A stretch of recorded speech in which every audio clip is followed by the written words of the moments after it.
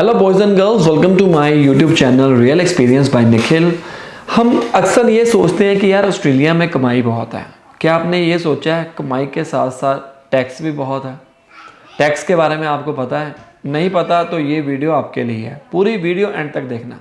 लेकिन वीडियो शुरू करने से पहले एक छोटा सा डिस्क्लेमर, मैं कोई अकाउंटेंट नहीं हूँ, मैं अपना रियल एक्सपीरियंस शेयर कर रहा हूँ और ये सारी इन्फॉर्मेशन आपको एटीओ की वेबसाइट के ऊपर भी मिल सकती है। टाइम ना वेस्ट करते हुए हम चलते हैं एटीओ की वेबसाइट के ऊपर। यहाँ पर आप सर्च करना, मैंने जैसे सर्च किया है टैक्स स्लैब 23-24, मतलब जो अभी साल चल रहा है उसके अंदर कितना टैक्स आपको लगेगा।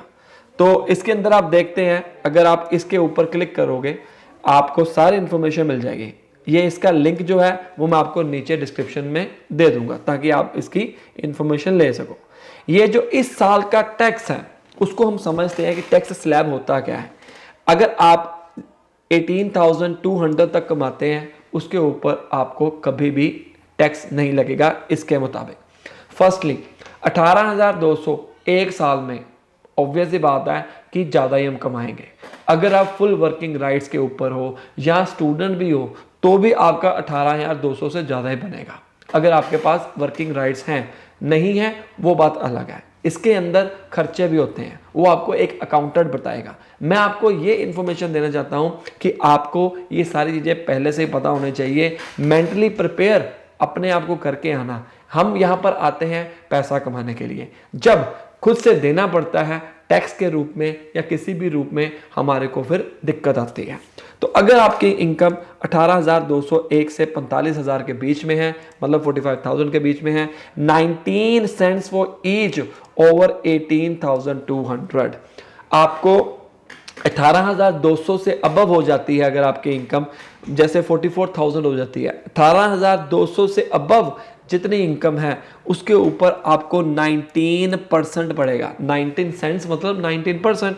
और अगर आपकी इनकम 45,000 और 120 के बीच में है, ज़्यादातर ऑस्ट्रेलिया में ये वाली जो ब्रैकेट है बीच में आती है, जो लोग जॉब करते हैं, आमतौर के ऊपर जॉब करते हैं, इसके अंदर आप लाई करते हो। अगर आप कोई बिजनेस करते हो, स्मॉल बिजनेस करते हो या कुछ भी, तो आप इसके अंदर ज़्यादातर लाई करोगे।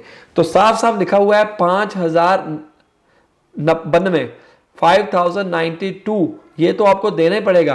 प्लस उसके बाद अगर आपकी इनकम 45,000 से जितनी ऊपर है उसके ऊपर 32.5 सेंट्स, मतलब 32.5% आपको टैक्स देना पड़ेगा। अगर आपकी इनकम 45,000 से ज़्यादा ऊपर जो डॉलर है, जैसे 60,000 है, 45,000 तक आपको पड़ेगा 5,092, 5,092, वो तो देना पड़ेगा। प्लस 45,000 और 60 के बीच में जो डिफरेंस है, जैसे कि 15,000 का 32.5% वो भी आपको टैक्स में जुड़ जाएगा। और अगर आपकी इनकम बढ़ जाती है तो माशाअल्लाह ये चेक करिए, $29,467 तो आपको पे करने ही पड़ेंगे। और ऊपर से $120,000 के अबव जो निकल जाती है उसका टैक्स जो पड़ेगा वो 37% पड़ेगा। ठीक है। और उससे अबव निकल जाती है 180 एंड ओवर तो 51,000 प्लस 51,667 प्लस 45% टैक्स आपको देना पड़ेगा। अब देखो, आप सोचोगे यार यहाँ पर तो टैक्स ही बहुत है, ठीक है। अब इसको ना कैलकुलेट करते हैं। इसके अंदर ये यहाँ पर लिखा हुआ है, the above rates do not include Medicare levy of 2%। देखो मेडिकेयर लेवी क्या होता है? मेडिकेयर लेवी मतलब, मैं जितना समझ पा रहा हूँ, जब मैं 489 वीज़े के ऊपर आया था तब उसके अंदर मेडिकल नहीं था, मेरे को मेडिकेयर कार्ड नहीं मिला था, तो मैंने प्राइवेट इंश्योरेंस ली हुई थी। तब मुझे मेडिकेयर लेवी माफ़ हो जाती थी। वो एक फॉर्म भरना पड़ता है, तो आपको वो अकाउंटेंट बता देगा सारा। इन शॉर्ट ये हुआ कि अगर आपके पास प्राइवेट इंश्योरेंस है, आपके पास मेडिकेयर कार्ड नहीं है, इन शॉर्ट प्राइवेट इंश्योरेंस तो तब भी ले सकते हो जब आपके पास मेडिकेयर कार्ड होगा। मेडिकेयर कार्ड नहीं है तब आप 2% अपनी जो इनकम का है वो एज मेडिकेयर लेवी नहीं पे करोगे, लेकिन अगर आपके पास मेडिकेयर जब आ गया तो आपको आपकी इनकम का 2% हिस्सा भी देना पड़ेगा एज मेडिकेयर लेवी। वो आपको ज़्यादा जानकारी एक अकाउंटेंट लेगा, ठीक है। तो अभी पिछले साल भी यही टैक्स था, अप्रोक्सीमेटली लगभग इतना ही रहता है। तो आप खुद हिसाब लगा लीजिए कि आप यहाँ पर कितना कमाएंगे और कितना पे करना पड़ेगा। ये तो जस्ट एक स्लैब है, इसके अंदर आपके खर्चे भी होंगे, बिजनेस अगर रन करोगे यहाँ पर आके उसके और भी खर्चे होंगे। तो ये सारा कुछ दिया हुआ है इन्होंने 22-23 का। और अगर आप यहाँ पर रेजिडेंट्स हैं, ऑब्वियस ही बात है उनकी क्या परिभाषा है रेजिडेंट्स की, तो यहाँ पर आप क्लिक कर सकते हैं रेजिडेंट कितना पे करना पड़ेगा। और अगर आप यहाँ के रेजिडेंट्स नहीं हैं, 18 साल आपकी, if you are under age of 18 then आपको कैसे पे करना है।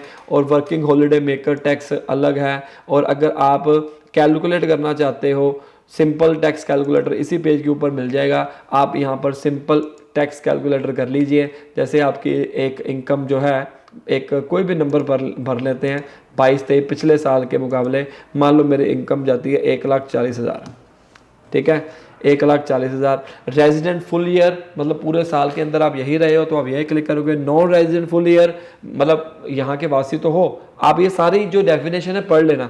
पार्ट ईयर रेजिडेंट उस हिसाब से कैलकुलेट होगा। अगर रेजिडेंट फुल ईयर है उसके हिसाब से जो आता है टैक्स आपका 36,000 ये आएगा समथिंग। और अगर आप नॉन रेजिडेंट हो, ठीक है ना, जो नॉन रेजिडेंट है उसको टैक्स ज़्यादा आएगा। मैं अभी आपको दिखाता हूँ, ये टैक्स कैलकुलेटर आपको सारा इन्फॉर्मेशन बता देगा मोटा मोटा, कि आपको डरना नहीं है, ठीक है। वो आपको अकाउंटेंट बताएगा, इसके अंदर मैंने कोई खर्चे वगैरह नहीं डाले। ये देखो ये ज़्यादा आ गया जो नॉन रेजिडेंट है, राइट। कैसी लगी वीडियो, लाइक करो, शेयर करो, सब्सक्राइब करो। इसके अलावा आपके माइंड के अंदर कोई क्वेश्चन है, कोई डाउट है, पूछ सकते हो।